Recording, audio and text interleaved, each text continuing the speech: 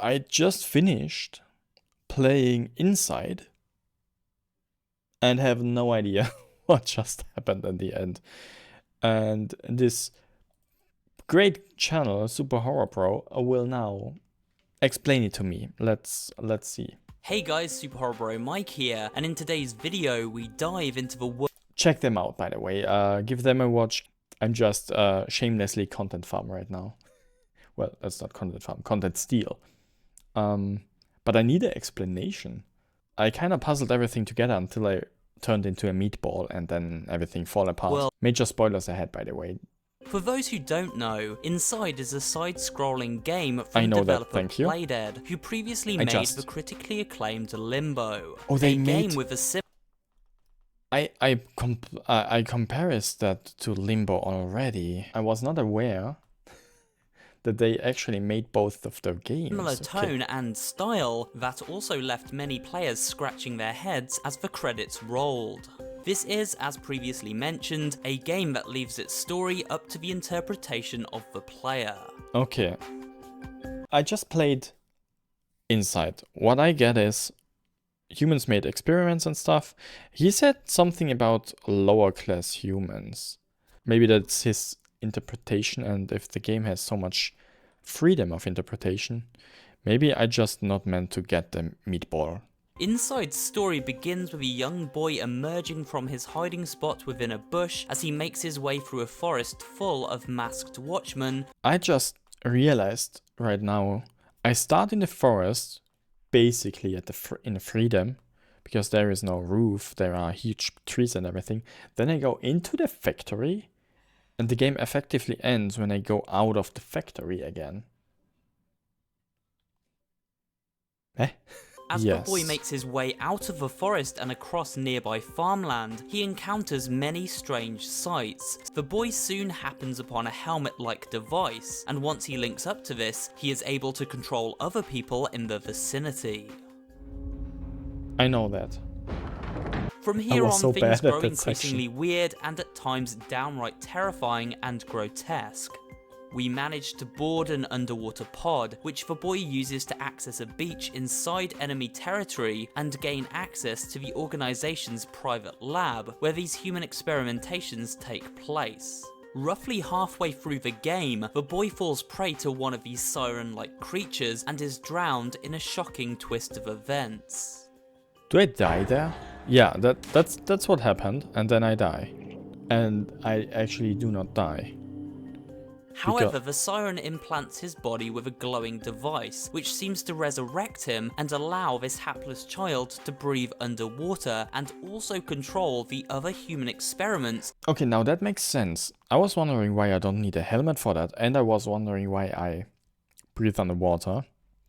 I thought I just died and hallucinate everything from that point on. But that helmet theory is more satisfying, because I don't like games where you die and hallucinate everything. Eventually, with some help from his fellow captives, he reaches a large group of researchers and scientists gathered around an aquarium.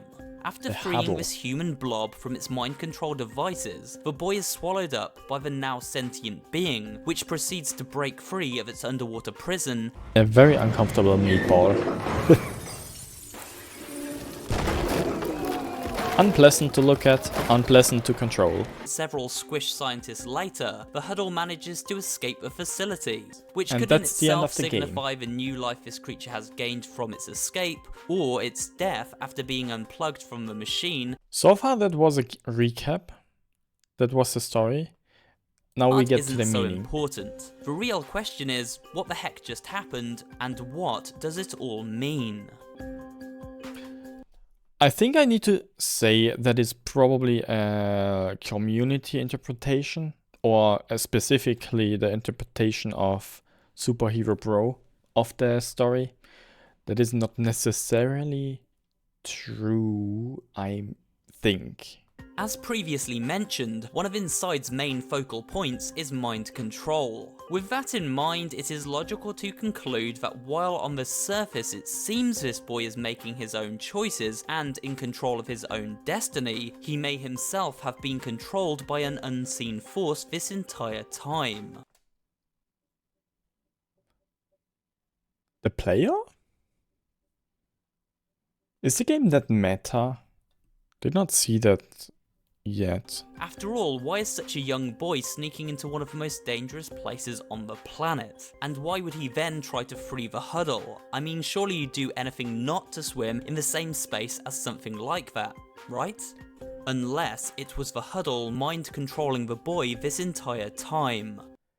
Oh, that could be true actually. After all, the plugs we removed from its body are very reminiscent of the one connected to us by the siren. Yeah, however, there are a few contradictions to this particular theory.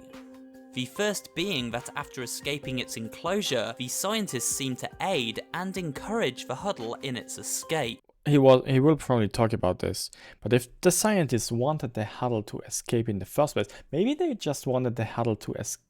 No, they could just killed the huddle. Why do they work with the huddle to escape? Maybe the boy was important to them and there are two different groups. Secondly, they don't seem to attack or even apprehend the boy when he begins making his way inside the aquarium. Maybe something happened with the huddle when they started to run away, all of them. Finally, a secret ending can be achieved if we locate all of the glowing orbs from around the game world and deactivate them. Ray from Afterstream here. If you want to know the secret ending, you need to check out the video yourself or even the game.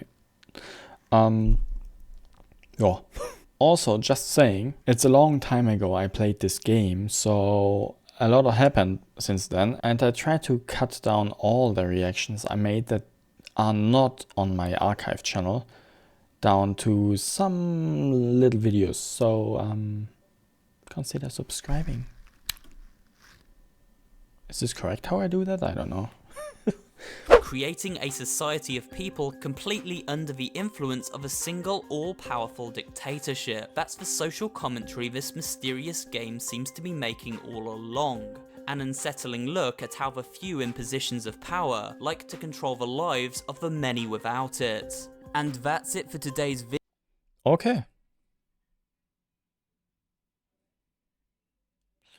Okay, so there are two theories. First, the boy gets controlled by the huddle, actually. Or the boy gets controlled by one of the scientists.